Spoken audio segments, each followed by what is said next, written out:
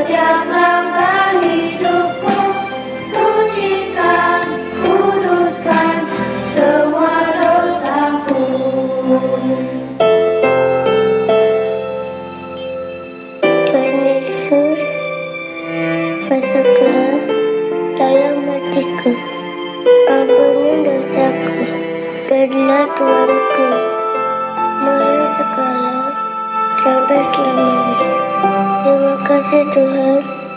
Amin.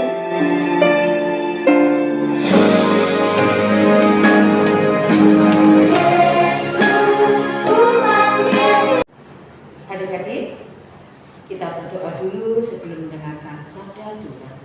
Kita membuat tanda kemenangan Kristus. Dalam nama Bapa dan Putra dan Roh Kudus. Amin. Selamat pagi Bapa, selamat pagi Roh Kudus.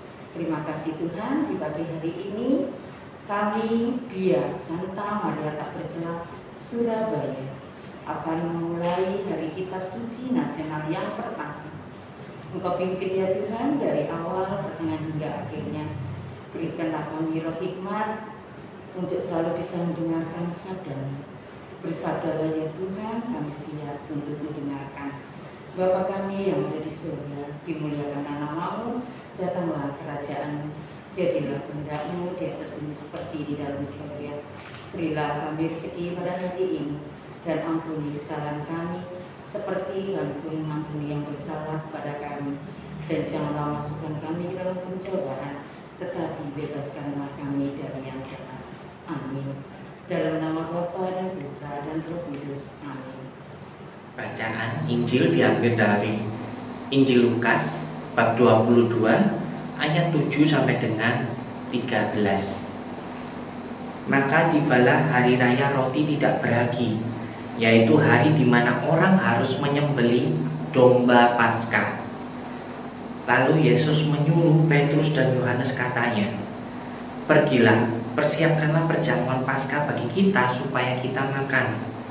Kata mereka kepadanya, "Di manakah engkau kehendaki kami mempersiapkannya?" Jawabnya, "Apabila kamu masuk ke dalam kota, kamu akan bertemu dengan seseorang yang membawa kendi berisi air. Ikutilah dia ke dalam rumah yang dimasukinya, dan katakanlah kepada tuan rumah itu, 'Guru bertanya kepadamu, di manakah ruangan tempat aku bersama-sama dengan murid-muridku akan makan Paskah?' Lalu orang itu akan menunjukkan kepadamu sebuah ruangan atas yang besar yang sudah lengkap. Disitulah kamu harus mempersiapkannya." Maka berangkatlah mereka dan mereka mendapati semua seperti yang dikatakan Yesus kepada mereka. Lalu mereka mempersiapkan Paskah. Teman-teman, bacaan Injil yang baru saja kita dengar mau mengisahkan tentang perayaan Paskah orang-orang Yahudi. Perayaan Paskah orang-orang Yahudi ini juga dirayakan oleh Tuhan Yesus sendiri. Tetapi pasti kita akan bertanya-tanya, mengapa orang-orang merayakan hari raya roti tidak beragi dengan menyembelih anak domba? Nah, jadi seperti ini. Apakah teman-teman pernah mendengar kisah Nabi Musa yang membelah Laut Merah? Pasti pernah dengar. Atau teman-teman pernah mendengar kisahnya orang-orang Israel yang di tanah Mesir? Mereka di sana mengalami perbudakan. Perbudakan itu seperti apa, brother? Perbudakan itu adalah tindakan yang dipaksakan kepada seseorang. Jadi kamu disuruh-suruh.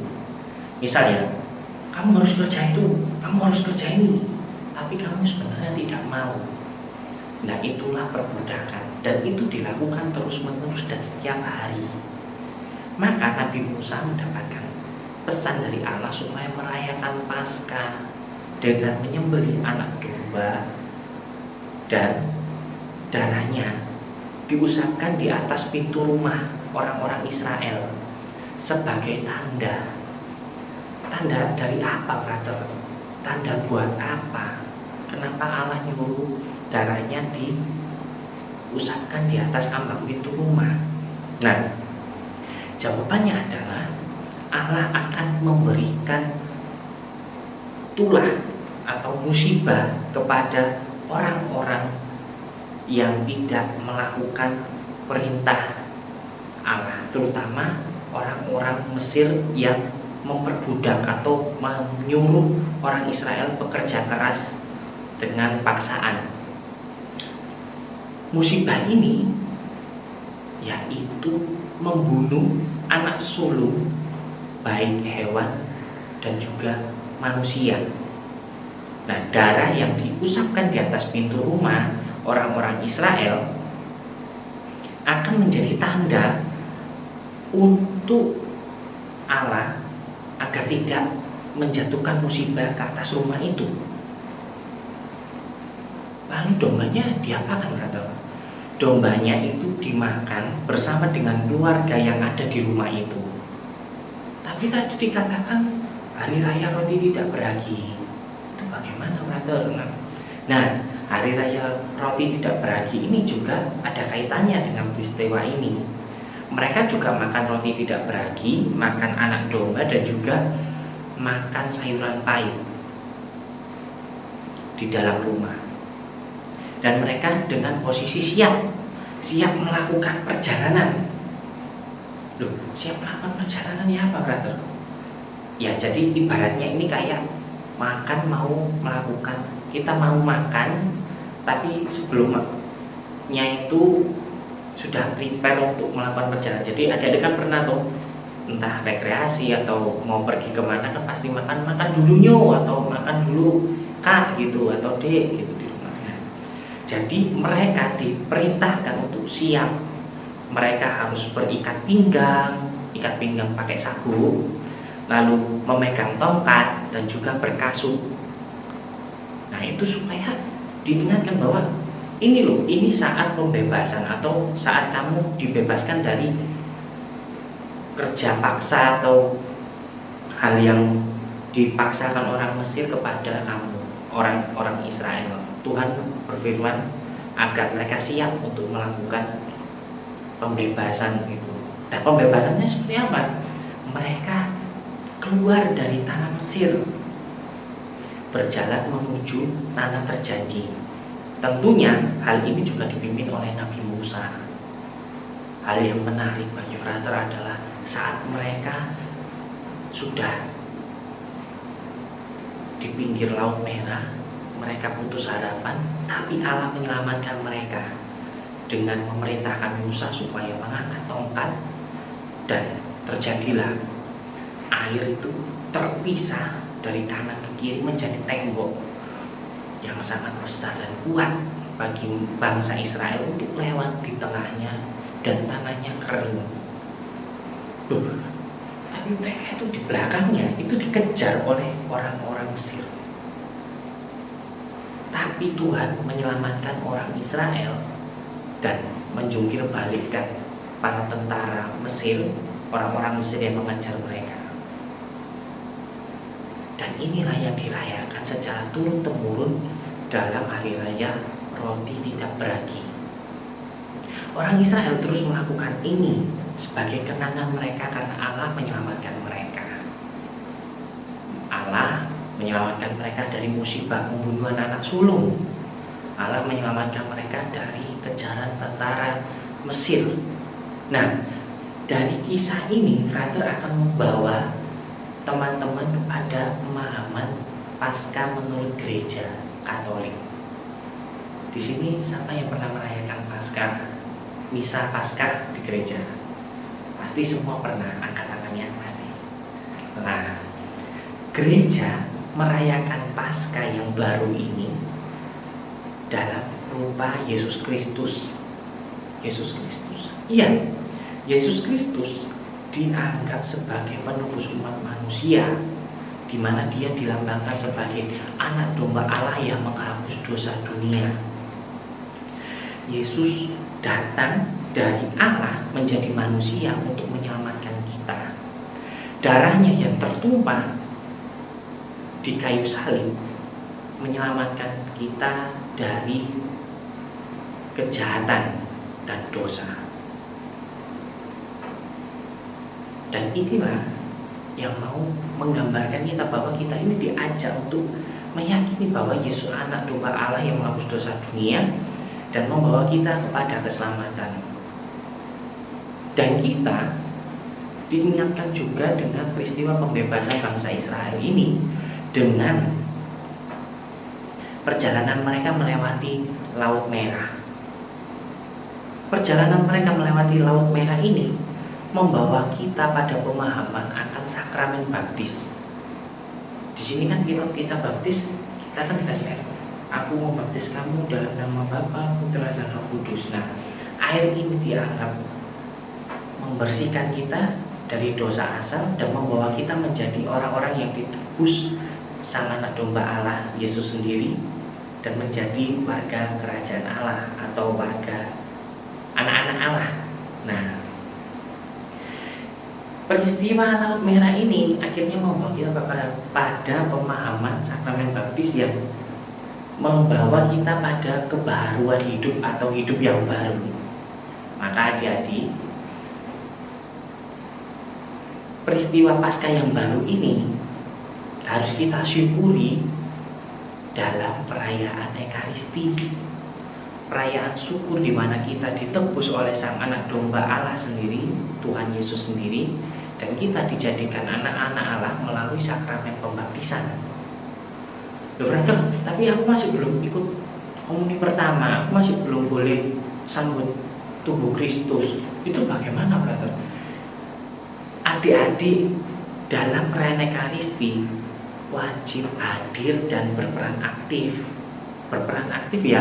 Kalau misal Romo dalam nama Bapa dan Putra dan Roh Kudus, amin. Jadi jawab amin, terus bikin tanda salib sebagai tanda kita ikut mengucap syukur atas rahmat sakramen baptis dan juga keselamatan yang diberikan Sang Anak Domba Allah Yesus Kristus sendiri. Sakramen Ekaristi ini juga mengingatkan kita bahwa kurban Kristus ini selalu menghidupkan kita. Menghidupkan ini memberi kita semangat untuk terus hidup menjadi anak Allah. Paskah yang baru berarti membawa semangat yang baru. Jadi kalau adik-adik dulu menjadi anak yang malas main HP terus menerus, maka dengan semangat Paskah yang baru ini ya paling tidak dikurangi main HP-nya, atau malasnya dilawan dengan mah aku belikan. Misal dulu kalau frater disuruh beli garam, dulu frater dipanggil le belikan garam, ya langsung jalan, waduh mah anu panas mah gitu. Jangan, mari kita hidupi Paskah kita dengan rasa bahagia dan bersyukur, dan juga kita menjadi anak-anak Allah. Kita harus tunjukkan bahwa kita menjadi pribadi yang terus dibaharui oleh Anak Domba Allah sendiri.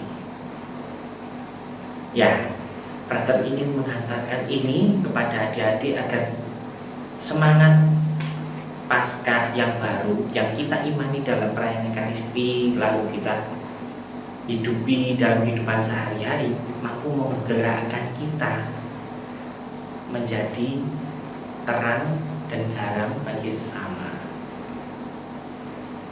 Berkat Tuhan menyertai kita semua. Amin. Kegiatan minggu ini kita akan mewarnai dan juga mengisi TTS. Tapi sebelum adik-adik beraktivitas di minggu ini, adik-adik terlebih dahulu harus mencetak gambar ini. Nah, setelah adik-adik mencetak gambar ini yang ada di kolom deskripsi di bawah, adik-adik bisa langsung mewarnai sekreatif adik-adik semua. Nah, setelah adik-adik mewarnai, adik-adik bisa mengisi TTS yang ada di sebelah kanan atas. Nah, gimana caranya? Caranya adik-adik harus melengkapi TTS tersebut dengan huruf hidup atau huruf vokal, yaitu A, I, U, E, O. Nah, setelah adik-adik melengkapi TTS tersebut dengan huruf hidup atau huruf vokal, nah adik-adik harus adik-adik minta tolong kepada orang di rumah, entah itu papa, mama, atau kakak, untuk mengecek jawaban dari TTS tersebut. Jawaban TTS-nya juga ada ada di deskripsi di bawah. Selamat beraktivitas. Ya adik-adik, tadi adik-adik sudah belajar kan? Pada biasanya kita belajar apa? Paskah lama dan Paskah baru. Saat Paskah lama, yang dikorbankan adalah anak domba, benar-benar hewan domba. Sedangkan kalau Paskah baru yang dikorbankan itu adalah Tuhan Yesus atau Allah sendiri. Nah, Paskah baru inilah yang sampai saat sekarang dirayakan oleh kita sebagai umat Katolik. Nah, untuk menyambut perayaan Paskah baru ataupun yang kita sebut sekarang adalah Ekaristi, maka adik-adik juga harus bisa mempersiapkan hati kita, menyiapkan diri sebelum atau saat Ekaristi, karena pada saat Ekaristi yang dikorbankan itu adalah Tuhan Yesus sendiri. Nah, mulai sekarang adik-adik udah tahu kan kenapa kok Ekaristi itu menjadi sesuatu hal yang penting dan kenapa harus diikuti dengan sungguh-sungguh. Nah, oleh karena itu, mulai sekarang adik-adik harus ingat kalau ke gereja tidak boleh terlambat, berpakaian yang sopan sebagai bentuk juga penghormatan kepada Tuhan, kemudian berdoa dulu sebelum mengikuti Ekaristi saat hadir di dalam gereja. Banyak lagi, ya. Oke, sampai jumpa adik-adik. Nah, setelah selesai ini kita mau berdoa bersama-sama ya. Ya Yesus, kami bersyukur atas sabda yang kami terima hari ini. Kami berterima kasih karena Paskah baru yang diberikan kepada manusia, membawa kami menjadi anak-anak-Mu yang taat. Engkau adalah cermin ketaatan bagi kami. Ajarilah kami untuk bisa menjadi serupa dengan Engkau sendiri, menjadi anak-anak yang taat dan memiliki hati yang bersih untuk mempersiapkan diri dalam mengikuti perjamuan Paskah baru. Ya Yesus, setelah ini kami akan melanjutkan kegiatan kami masing-masing. Sertailah kami agar senantiasa dalam perlindungan-Mu. Demi Kristus Tuhan dan pengantara kami, amin. Demi nama Bapa dan Putra dan Roh Kudus, amin.